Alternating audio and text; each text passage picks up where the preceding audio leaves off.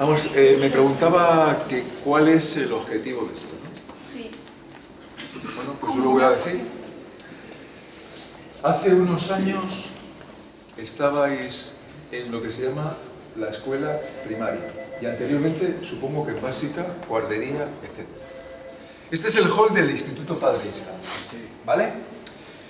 Se supone que para estar en donde estamos, en los cursos en los que estamos, intentar mantener la atención en las clases, se ha producido un condicionamiento tanto clásico como operante sobre vosotros y los que también somos profesores muy fuerte. La hipótesis que vamos a comentar es esta. Aquí, para aguantar las chapas que desde pequeñitos recibimos, hay que someterse a una caja de Skinner que es esta. Esto es una caja de Skinner. ¿Qué problema hay? Vimos algún vídeo. Cuando una rata le metes se tiene que conseguir un cierto refuerzo. Cuando los niños se meten aquí en primero de la ESO y ya en primaria no te cuento, no saben ni siquiera qué hacen en esos sitios. Lo que pasa es que como están habituados a hacerlo, lo hacen. De tal manera lo hacen que el comportamiento humano muchas veces no es algo que digas, ay, voy a ponerme a estudiar, sino que es por la razón que encontramos profesores que nos pueden llamar la atención por la materia que explican o por el modo de explicarlo, que nos van como condicionando para que tengamos ciertos gustos, intereses o motivaciones. El problema que más se ha insistido con la caja de Skinner es que es simplemente una caja. Y sin embargo el mundo en donde estamos es muy amplio. ¿Qué ocurre?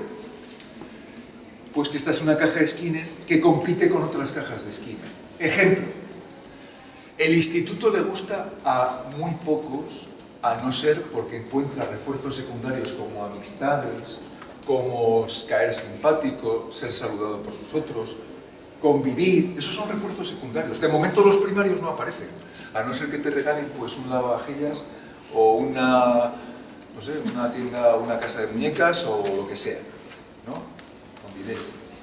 Lo cual también pues hay que analizarlo si la gente estudia por dinero o por otras cosas. De momento, quienes vengan a un instituto no saben muchos, y más ahora estas edades que se meten en primero de la ESO. Solo más tarde es cuando se empieza a saber. Bien. ¿De qué manera se compite esta caja de Skinner con otras? Muy fácil.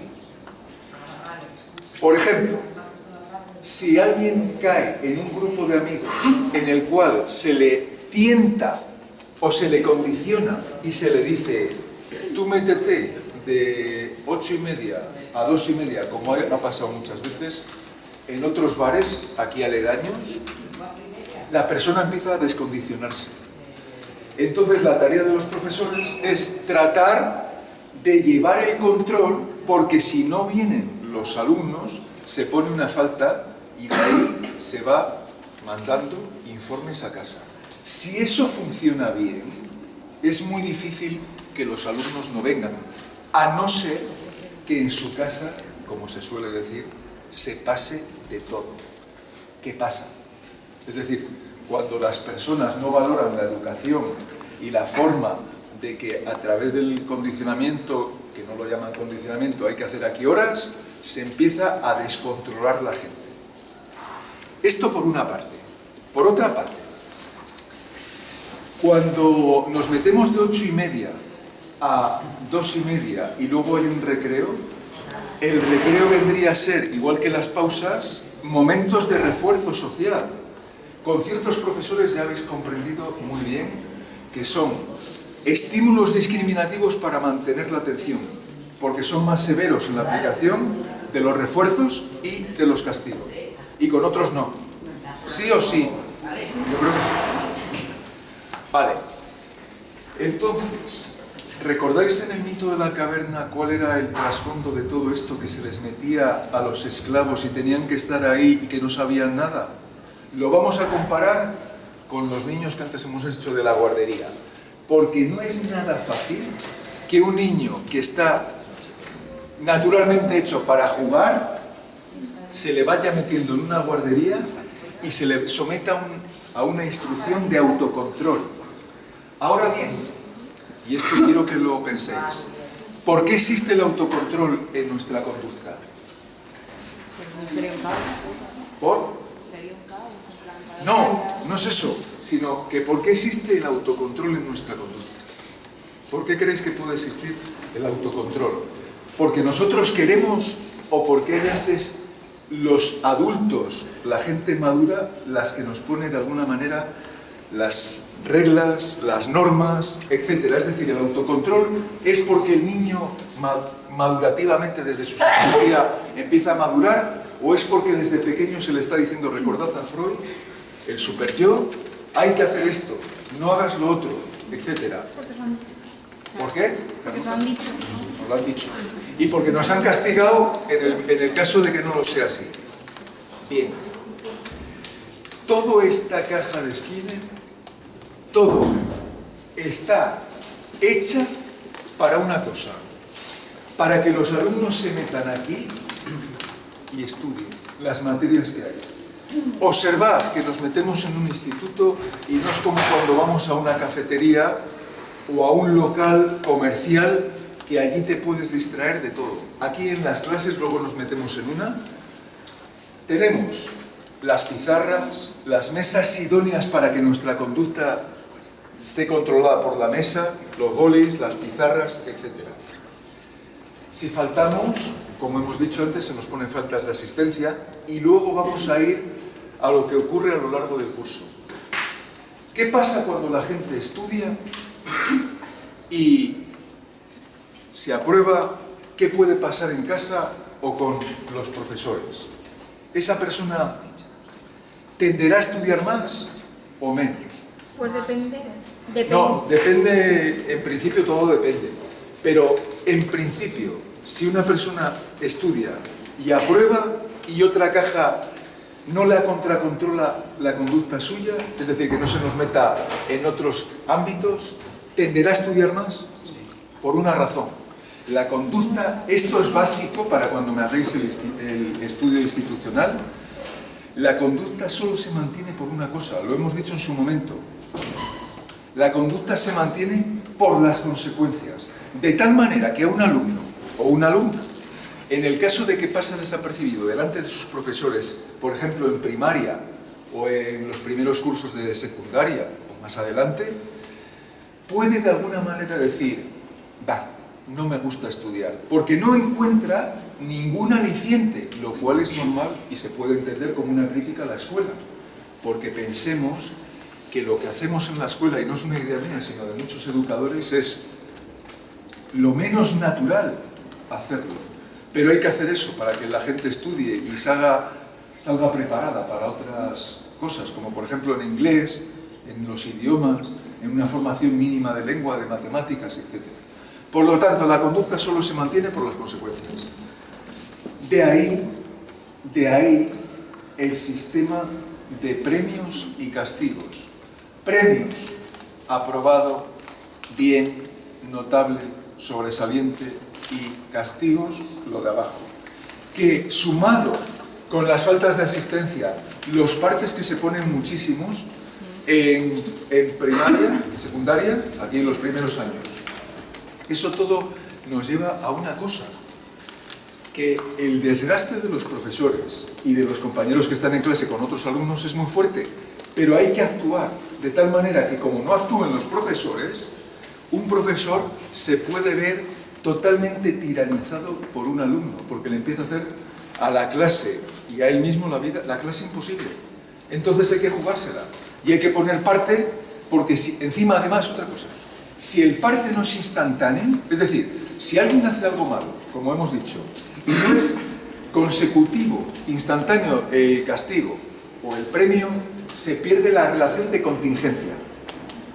Por eso es tan importante el seguir a cada alumno en concreto. Y por eso es tan difícil, atención a esto, por eso es tan difícil la educación actual. Pensad que Sócrates estaba con 4 o 5 discípulos y encima estaban motivados. Pero aquí nos encontramos con que la mayor parte, o muchos o algunos, o depende, tienen motivación cero, y más en las contingencias actuales donde estamos, donde salen en la televisión gente que no tiene estudios y triunfa, mientras otros tienen que hacer carreras, máster, doctorados y ni siquiera a veces encuentran trabajo. Por eso, el control de los padres, de los profesores, el aprecio por la gente que estudia y que responde al sistema, que también puede ser criticable, es tan esencial.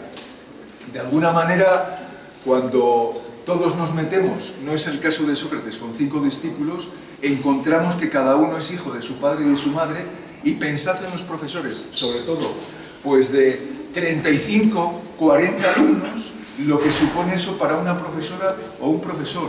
Significa que tiene que saber dar a cada uno un refuerzo en el momento.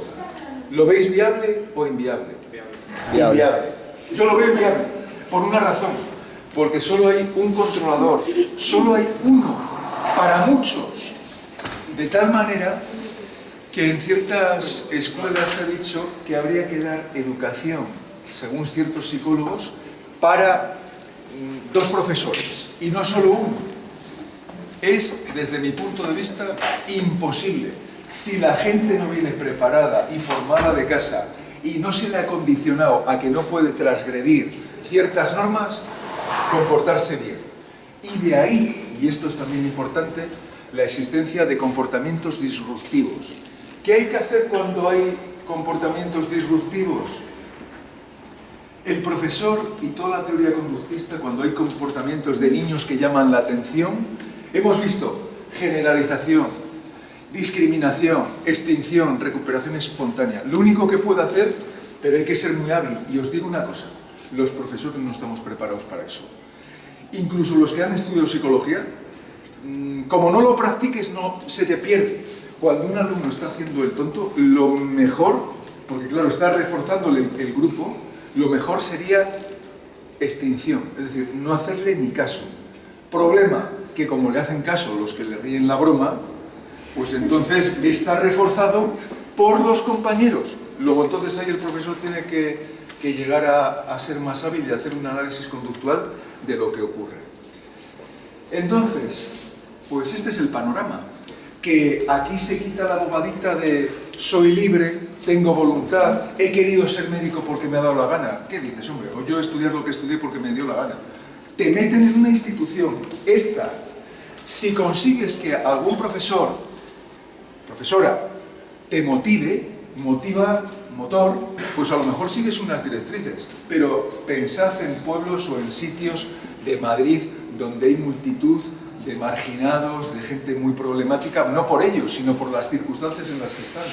Se pierde en el sentido de que, ¿qué les puede importar a ellos ser brillantes escritores, literatos, etcétera, cuando tienen el refuerzo a la mano? Es decir, van por la esquina, quiero un porro y quiero droga, ya está, refuerzo inmediato.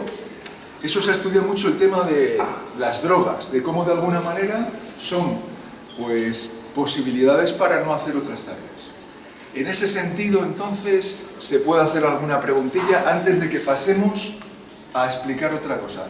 De momento decir, no hemos venido a la escuela, y de hecho veis a las madres, padres que llevan al niño multitud de veces a rastras, llorando, se le va condicionando con juguetitos para que sea por aproximaciones sucesivas. Igual que en las películas se nos pone siempre al principio una escena muy fácil para luego irte metiendo, o en las novelas. Entonces, la forma que tenemos de asociar el mito de la caverna con el conductismo es, estamos condicionados. Y lo peor de todo esto, ¿sabéis qué es? El no saberlo. Porque si tú estás controlado y tu conducta está controlada, pues ya ejerces un dominio sobre eso. Tú estás viendo, yo estudié esto, por esto, por esto y por esto. Pero si no lo sabes, crees que lo has estudiado porque eres libre. Yo en esto daría la razón al conductismo, pero se puede hacer en posteriores momentos debates sobre la libertad y todas estas ideas tan grandilocuentes. La voluntad. Este niño tiene mucha voluntad. En conductismo no vale eso. Un niño que tiene mucha voluntad es un niño que ha sido, por el padre y por la madre, desde el principio se le ha dicho, tienes que hacer los ejercicios. Y la voluntad no es una cosa que esté aquí, sino es una serie de acciones constantes, repetidas, que se convierten en hábito. Si no tienes el hábito de estudio, una cosa que puedes hacer muy buena es conseguirlo.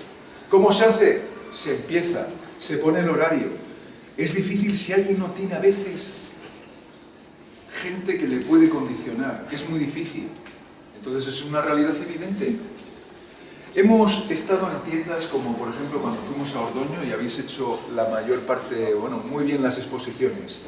¿Por qué permanecen las dependientes en los lugares de trabajo para cuando yo os ponga la tarea? Porque quieren la voluntad, porque son vamos, les gusta muchísimo atender a la gente. Refuerzo económico, a veces no pagan, podéis decir, durante 2 meses, pero se mantienen. ¿Por qué? Porque les han hecho la promesa de que más tarde les pueden pagar. Y sobre todo también por otra cosa.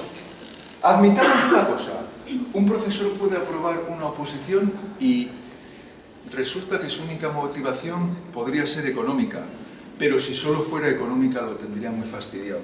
Como no logre contactar con los alumnos de vez en cuando, que tampoco, esto es muy, digamos, un proceso, como no logre ser reforzado por los alumnos, es muy posible que ese profesional tenga depresión, lo que se llama depresión, porque el dinero solo no te motiva.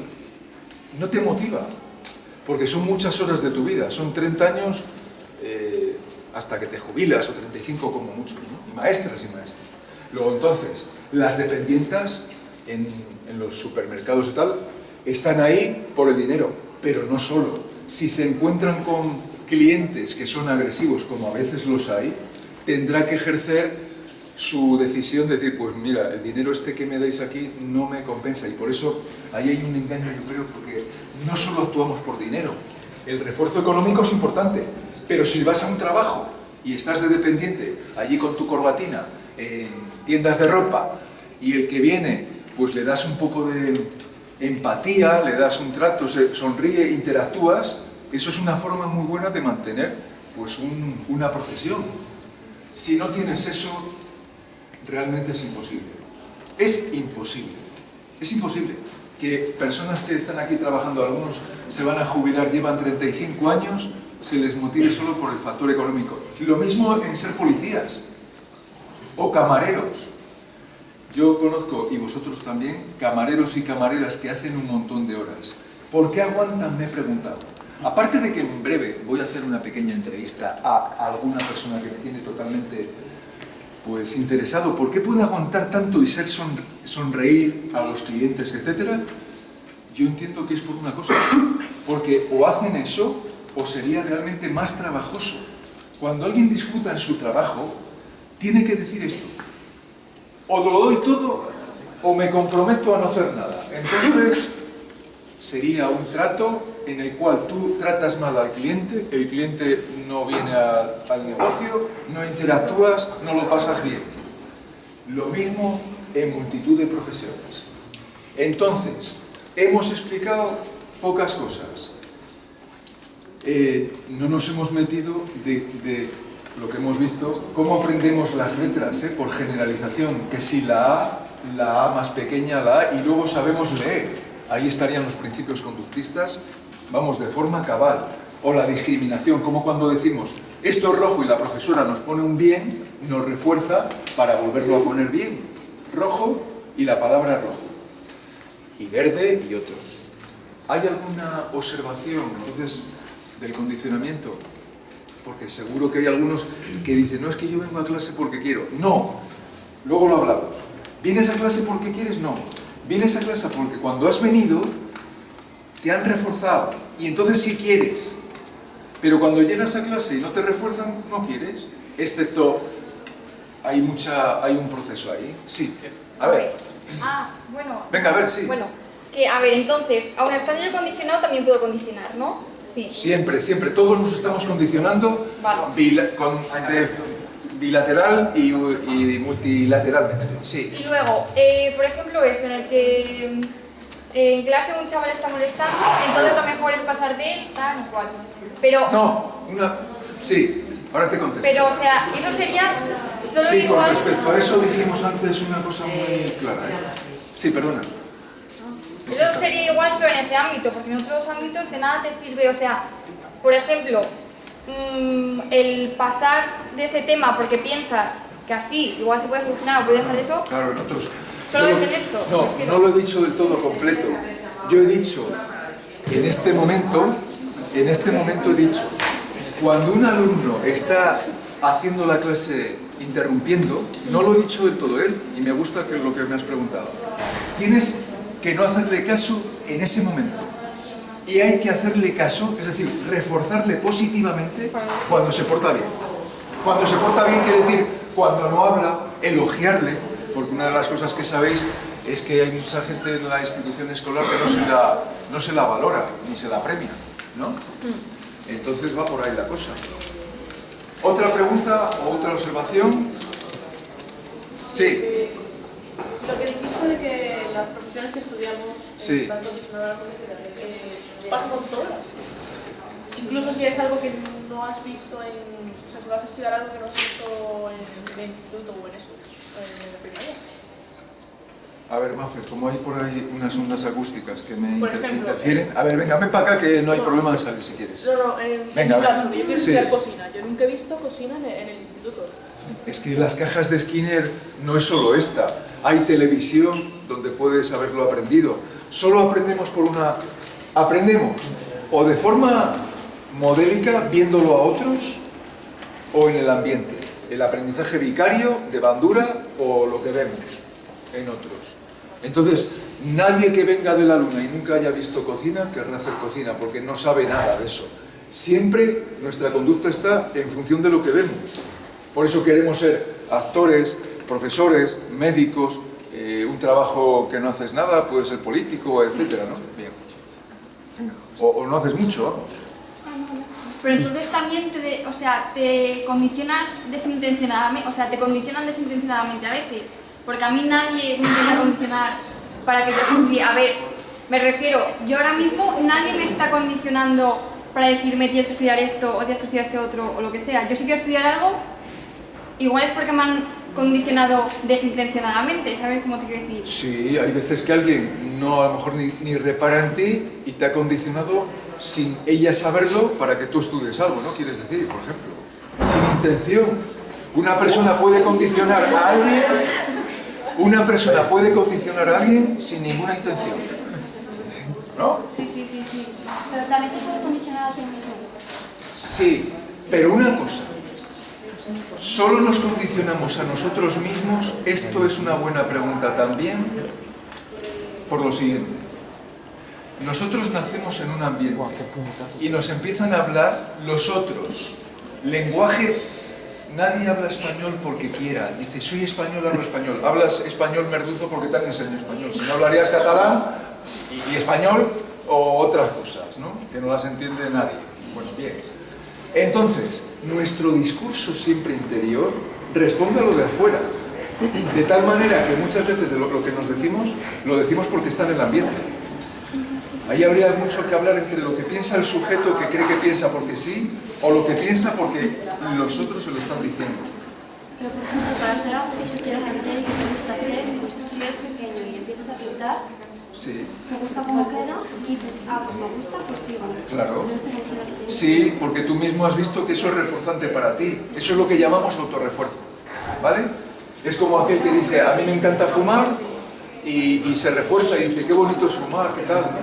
Venga, pues, de momento vamos a otra dependencia y lo vemos.